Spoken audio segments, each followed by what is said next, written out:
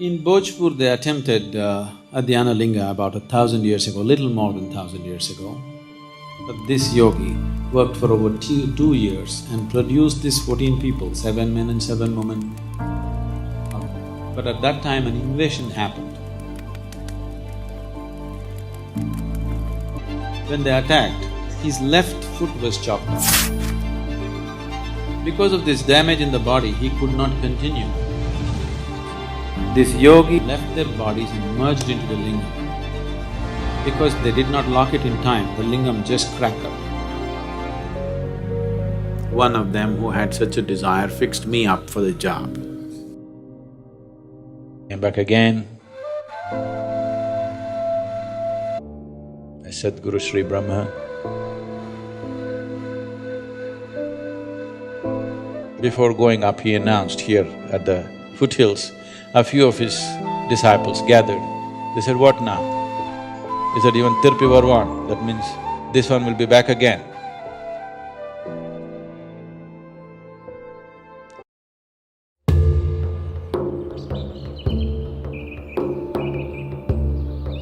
Many thousand years ago,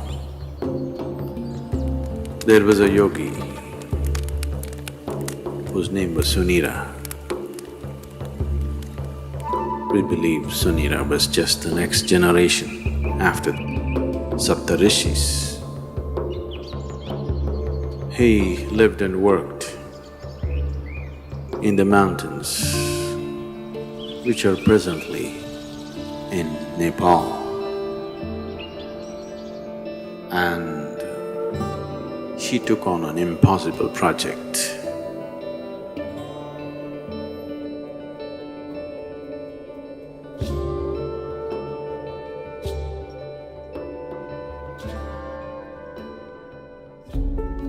Sunira saw that human consciousness could be evolved if you produce a perfect human being who could render this to all sorts of people.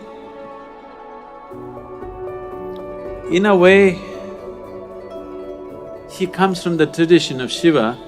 Somewhere it's his dream to build another being like that. He wants to build a living Shiva once again, a perfect teacher for the world, who is completely multidimensional, not this kind of teaching or that kind of teaching. As Shiva explored the whole human consciousness and human body in every possible way, he wants that kind of a living being. So he started building the energy body for that kind. And then he believed that he could build a physical body on top of that and let him loose in the world with a lifespan of a few hundred or 1,000 years, so that he will transform the whole world by the time his time is done. So he started working on this project. And of course he died unfulfilled.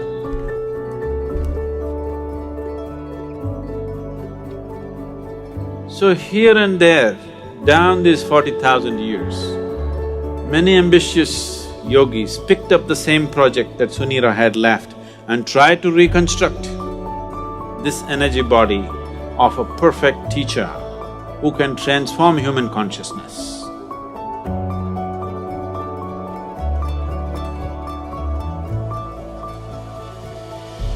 They called him Maitreya. Maitreya means a friend, a true friend to the humanity, to come and change humanity, the world teacher.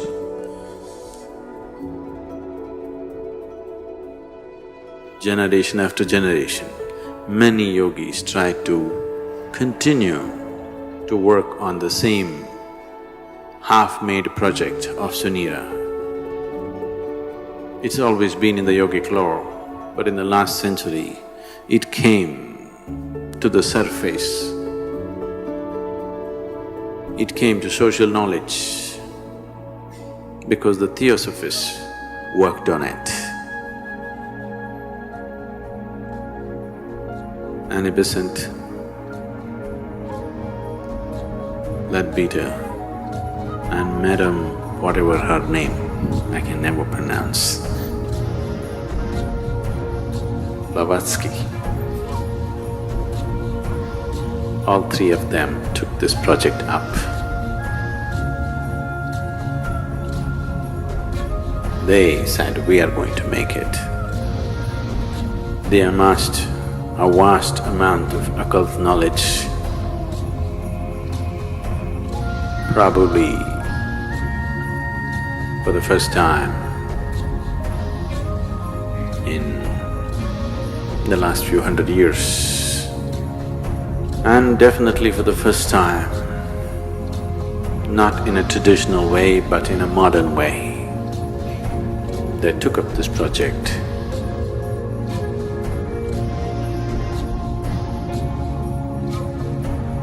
And they tried to locate this being. This unfinished project, they want to take it up and complete it. Some work was done. They had the knowledge, but they did not have the capability.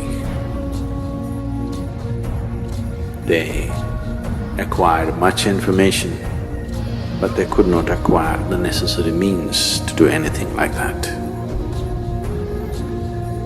Twice they made serious effort to simply declare that they have completed the project, the perfect being has come. But it did not work.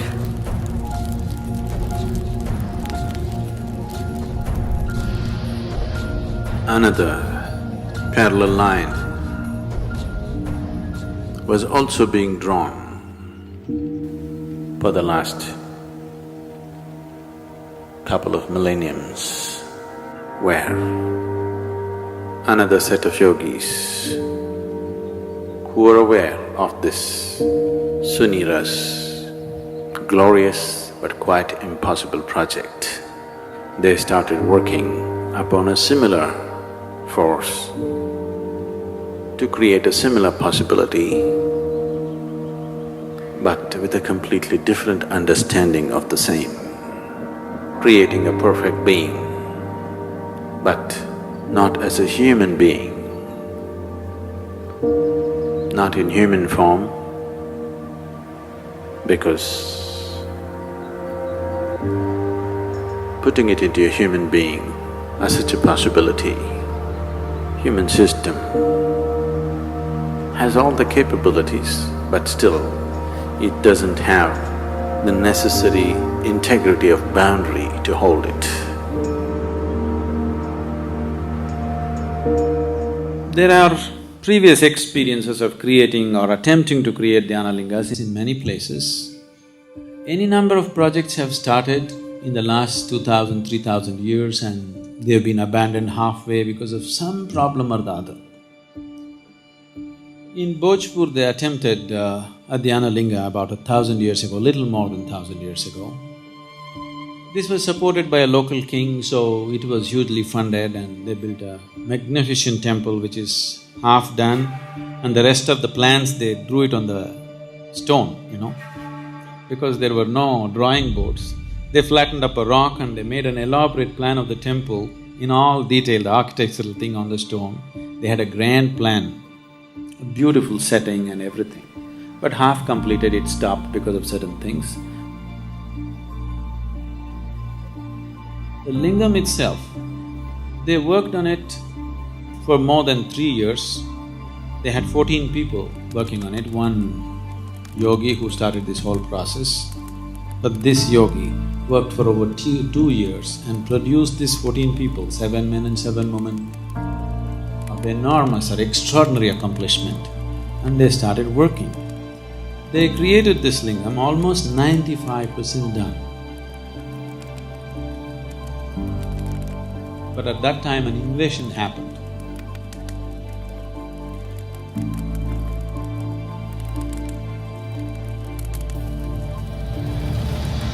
The invaders came.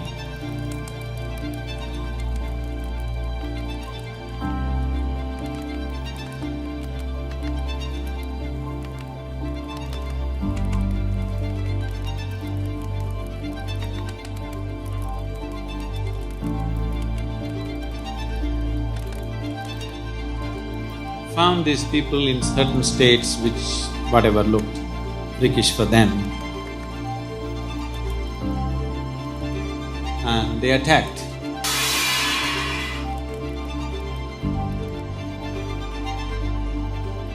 When they attacked, his left foot was chopped off. Because of this damage in the body, he could not continue. So he decided that they will merge themselves into the lingam and complete the work. So they asked another yogi, trained another yogi to lock the energies. This yogi left their bodies and merged into the lingam. But the other yogi who was supposed to do this was so overwhelmed by this situation that he could not lock it. Because they did not lock it in time, the lingam just cracked up. Even now you can see it's a straight crack in the lingam, about 3 to 4 inches is just opened up. Now they patched it up with lime. The archaeological department has patched it up with lime, but it just cracked.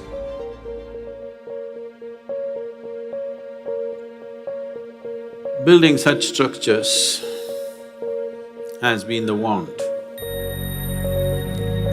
of many yogis because creating tools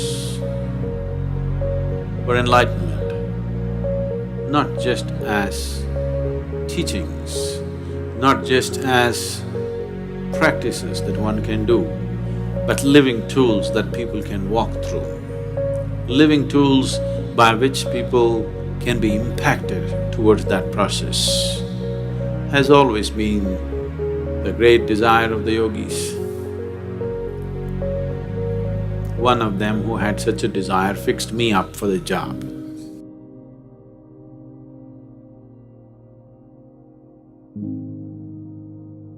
My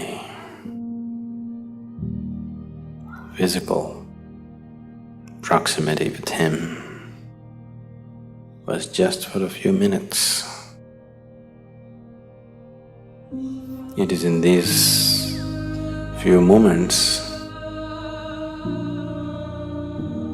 that this fabulous crafty man enslaved me for his project.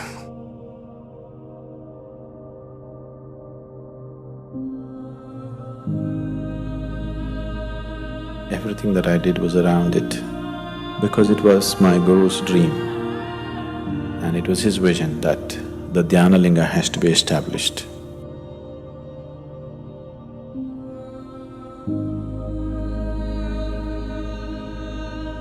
This is my Guru's will and grace.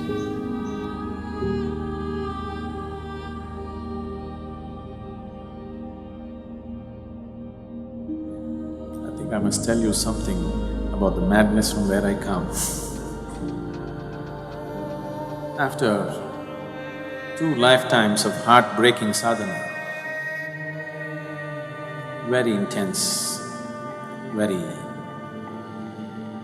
truly heartbreaking sadhana. These 2 lifetimes, I was referred to by people as Shiva Yogi.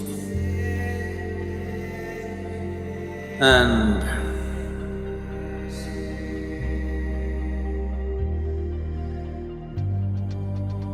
when it was needed, when my Guru appeared,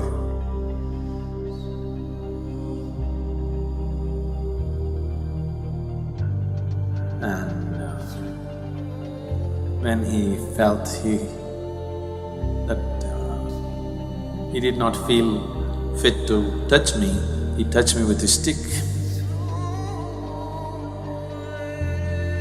And everything that needs to be realized was realized.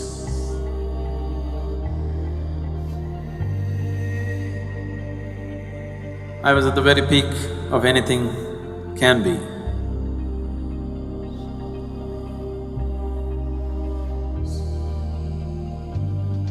So, that being was referred to as Shiva Yogi, trying to fulfill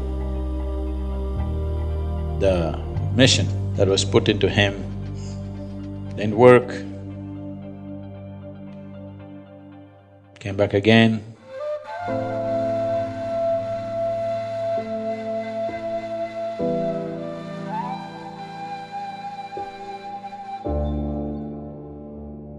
Sadhguru Sri Brahma tried very hard, almost successful, but couldn't fix the goodwill in the society because the intensity of who he is could not be understood in the social circumstances. He couldn't fulfill that. He prepared a few people and then went up the mountain. He was checking himself, why has he failed? He's got everything. Why is it didn't happen?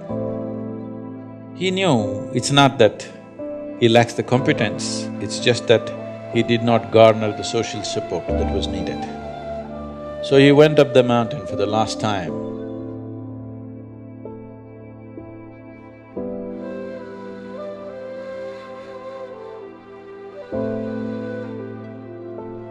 Before going up, he announced here at the foothills, a few of his disciples gathered. They said, "What now?" He said, "Even Tirpi Varvan, that means this one will be back again." And he went up the mountain for the last time.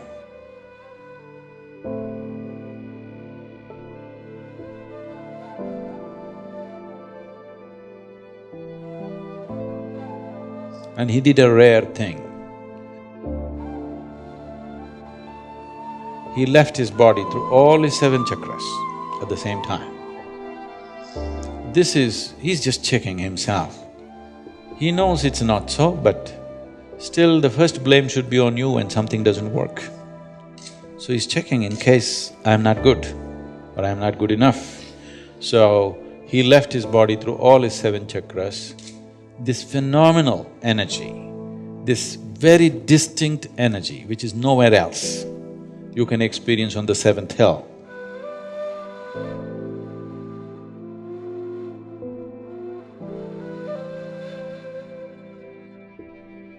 It's very, very different from anything that you would find anywhere. It's distinctly different. So with that done, he knew what is the problem is you didn't handle the circumstance properly.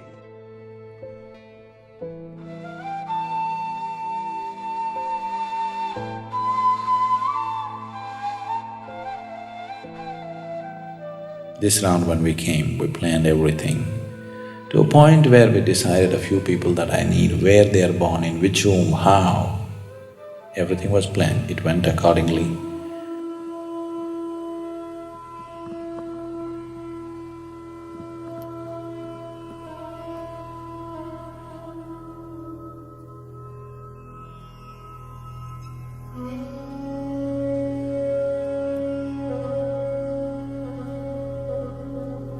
For people needed for the consecration, I placed them in the right kind of places so that everything comes together at the right time.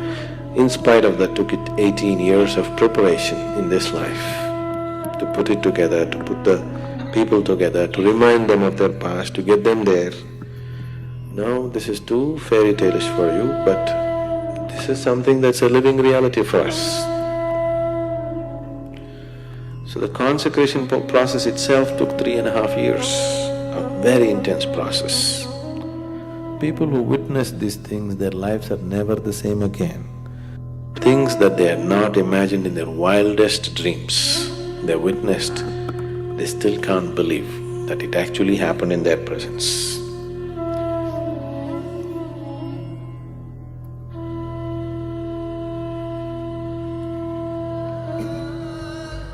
Yogi Sunira, he worked through his lifetime, and towards the end of his life, when this dream of creating a perfect being remained unfulfilled, Yogi Sunira made a prophecy that long time from now, long time from now, this work that I have started will find fulfillment and reverberate, not here, but in the green hills of the south. Our hills are green. We are in the south. So whatever Sunira's prophecy has come true, but not the way he thought it would.